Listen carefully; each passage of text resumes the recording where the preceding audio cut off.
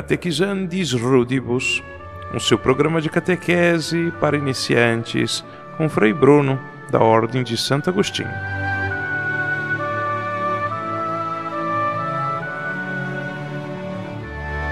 Começando agora o episódio de número 35 do nosso Catequizandis Rudibus, nosso programa de catequese para iniciantes.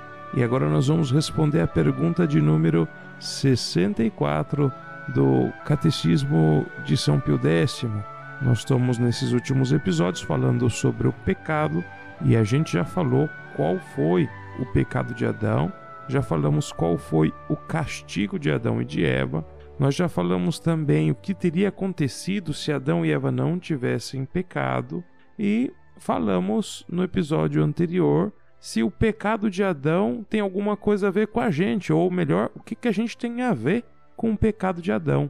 Porque o pecado de Adão é de algum modo ou de outro também nosso. A gente explicou a diferença do pecado de Adão, que para Adão esse pecado é pessoal, que ele cometeu com o uso da sua vontade, da sua inteligência, e que para nós o pecado é herdado. Então a gente herdou o pecado, que mais bem deve ser interpretado como a gente herdou uma carência, uma falta, uma falha.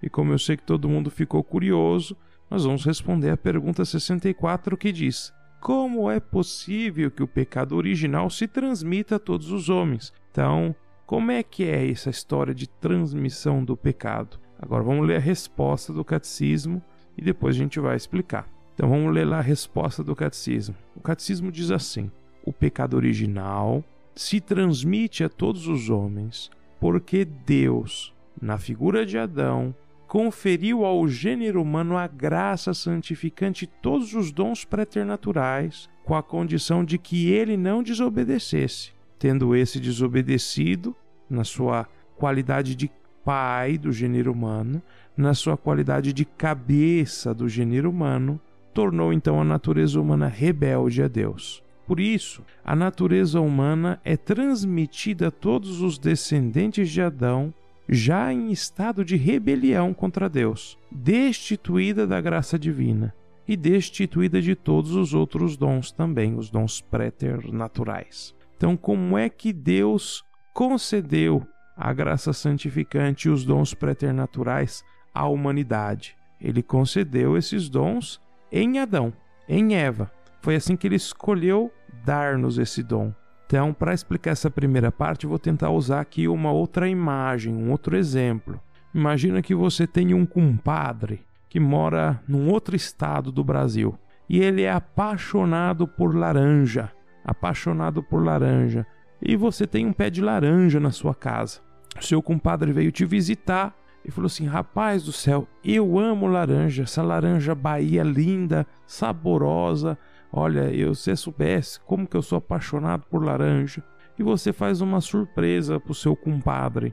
Você prepara uma mudinha de laranja Bahia e dá de presente para ele, para que ele tenha na casa dele um pé de laranja, para que ele tenha laranja para a vida inteira. Você não está dando uma dúzia de laranja para ele. Você está dando um pé de laranja para ele, para que essa laranja dure muitos anos, muitas gerações, para ele comer laranja com os filhos dele, com os netos dele. Os netinhos vão subir no pé de laranja, vão gostar de laranja também, vão fazer a maior festa com o pé de laranja. Foi isso que você pensou quando você deu a mudinha do pé de laranja para o seu compadre. Você deu a mudinha do pé de laranja, ele levou lá para a terra dele, lá para a casa dele e plantou. No entanto, um dia lá, a dona Eva, falou assim para o seu Adão, para poder limpar aquele quintal que estava uma bagunça, tinha mato para todo lado, tinha planta nascendo para todo lado, que ela queria ter um quintal lindo, bonito, quando as amigas fossem visitar. E vai lá o seu Adão limpar o quintal. Com o enxadão lá, cansado, querendo terminar logo, passou a enxada na muda do pé de laranja e acabou com ele.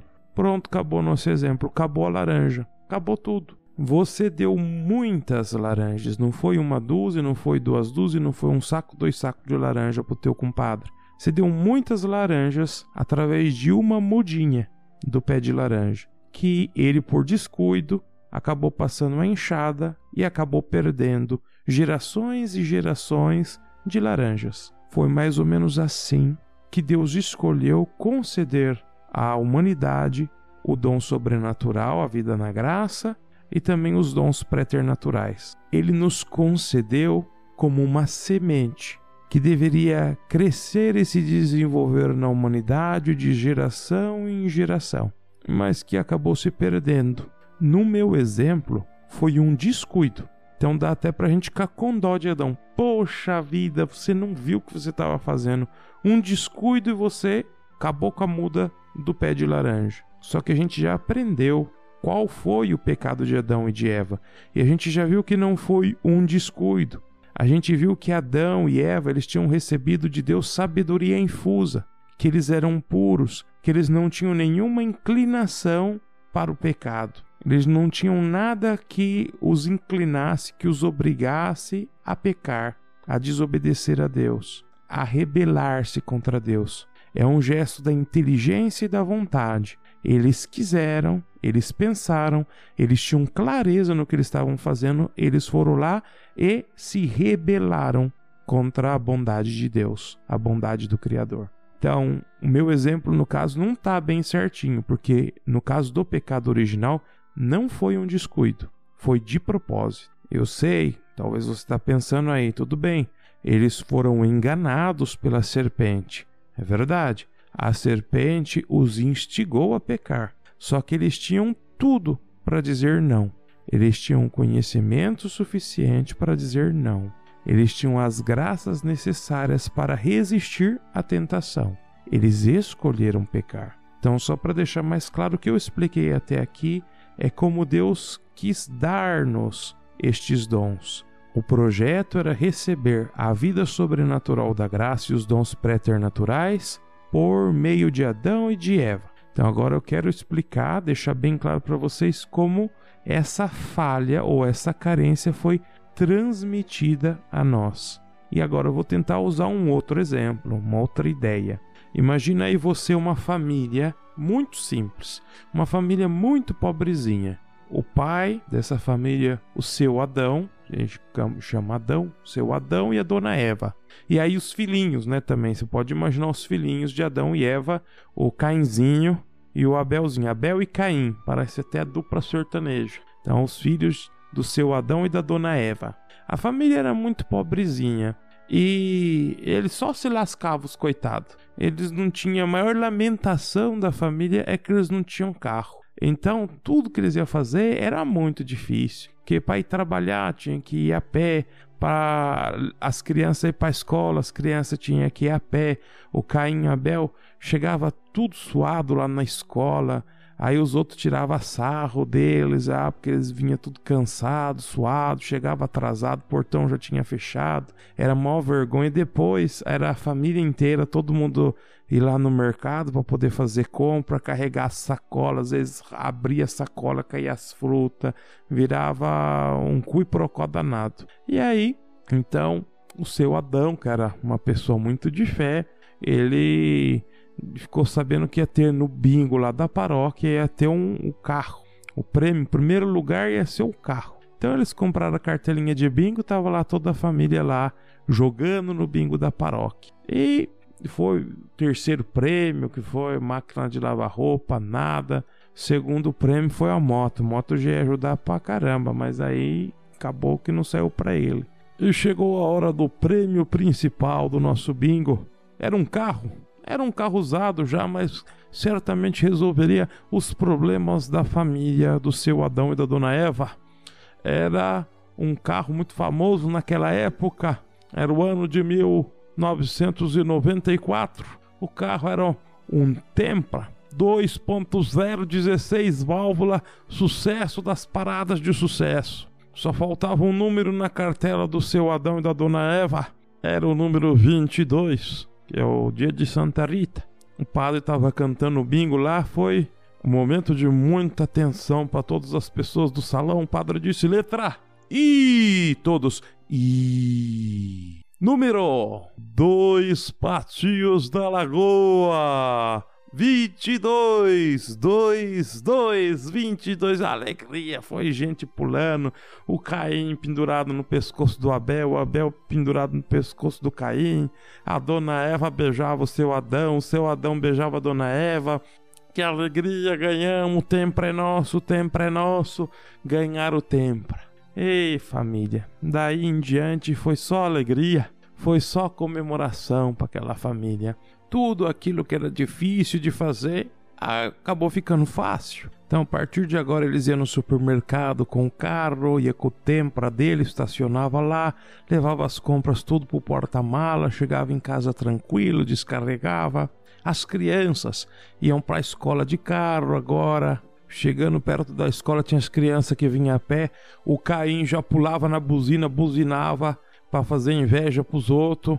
Caim era foguete. O Adão levava a dona Eva para poder passear. A vida da família mudou. Tinha muitos lugares que eles não podiam ir a pé, que só podiam ir de carro, e agora eles começaram a frequentar.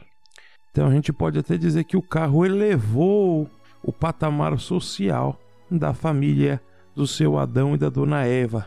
O seu Adão gostava tanto do Tempra dele que ele lavava, polia, deixava brilhando, e quando ele estava ali limpando tudo, escutando o toca-fita dele, escutando Raça Negra, dig dig dig, tenho ciúmes de você, ele ficava pensando assim: esse carro é uma relíquia de família, vai ser uma relíquia de família, eu vou passar para todas as gerações futuras. Esse carro não vou deixar ninguém vender, vou cuidar dele bonitinho, vai passar para Abel, que vai depois passar pro filho dele, pro filho dele, pro filho dele, pro filho dele, para todas as gerações. Esse carro vai durar para sempre. Era isso que pensava o seu Adão. Até que um dia a dona Eva descobriu que o carro, o Tempra 94 do Adão, 2.0, 16 válvulas, era turbo. O seu Adão, querendo testar se era turbo mesmo o Tempra 94 dele, se era verdade mesmo que em 8 segundos o carro conseguia ir de 0 a 100 km e depois fazer até 200 km por hora. O Adão, conscientemente, sabendo que era perigosíssimo, sabendo que seria um erro, decidiu fazer um teste e esticar as marchas do Tempra 94 dele na estrada.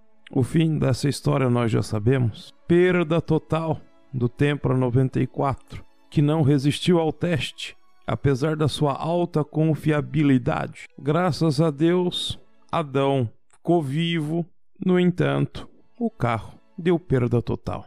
E todas aquelas vantagens que a família do seu Adão e da dona Eva experimentaram por um tempo muito pequeno, desapareceram como fumaça. E aquela relíquia de família que o seu Adão pensou que ia passar para gerações futuras, desapareceu.